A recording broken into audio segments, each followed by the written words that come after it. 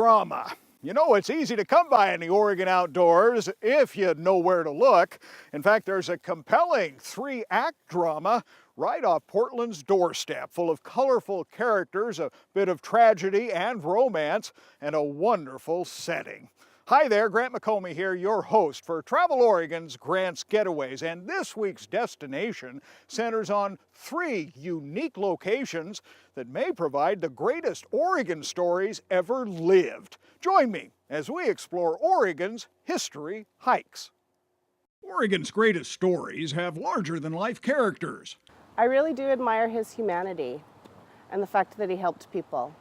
Even though he was really ordered not to help American settlers, he felt that it was the right thing to do. Plus colorful and compelling settings. Probably they gave the settlers who were coming in inspiration. If they can do it, I can do it. Above all, the best Oregon stories have endured and connect with a passion that's as strong as ever.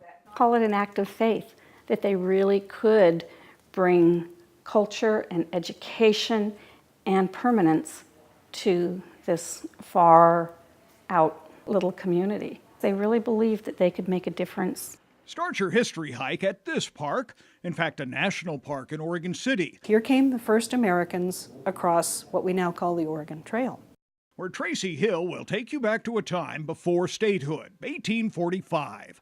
He couldn't in good conscience turn the Americans away to die. She says no single person was more influential in the state's development than Dr. John McLaughlin, often called the father of the Oregon country. The role that he played in our history and how significant he really was. Very personally courageous man, a man of principles and who lived by his principles. McLaughlin was superintendent of Hudson's Bay Company and helped new Oregonians settle in. He gave them food and tools and the seeds to start a new life, despite orders to the contrary from his British bosses. He facilitated American settlement by giving people goods and services that they really needed at a time there wasn't another good place for them to get it. Another distinct historic destination is 20 miles to the south, where the past will fill your senses. Includes our historic Manson barn and 1860s heirloom kitchen garden. Oregon State Park Ranger Mike Niss can tell you much about Shampooey State Park.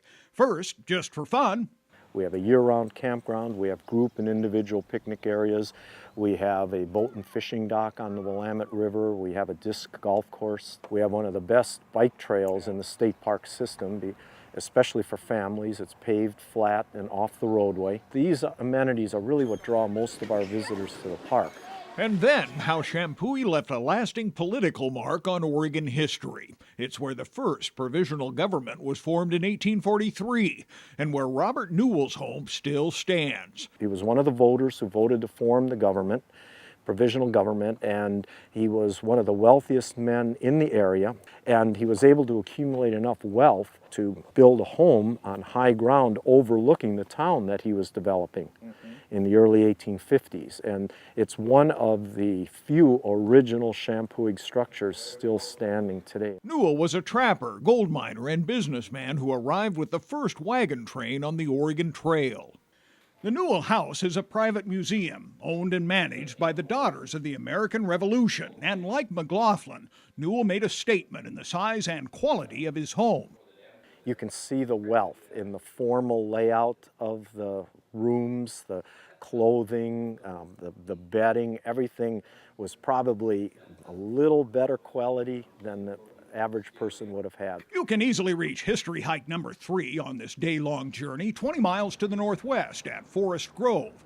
Old College Hall rises across the grounds of Pacific University. It's where Alvin Smith, Harvey Clark, and Tabitha Brown brought education and culture to the wilderness.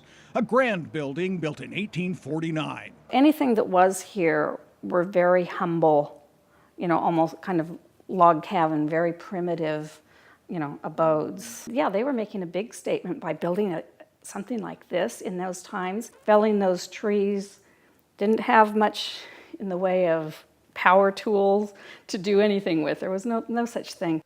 while Old College Hall holds historic artifacts, artwork, and antique furniture. A little bit of the original floorboards that are down underneath.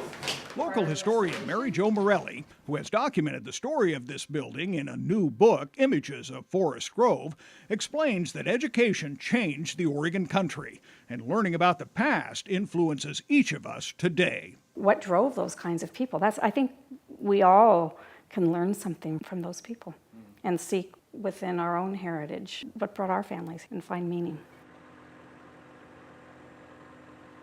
I am a big believer that the best adventures are those that teach you something along the way, leave you a little smarter at the end of the day. And to that end, we provided all the details, the directions, and the contact information for each of the 3 history hikes in this segment. You can find it right here on the Travel Oregon website. So until next week, get out here and explore the great Oregon outdoors and perhaps pick up a little history on your way. For Travel Oregon, I'm Grant McComie.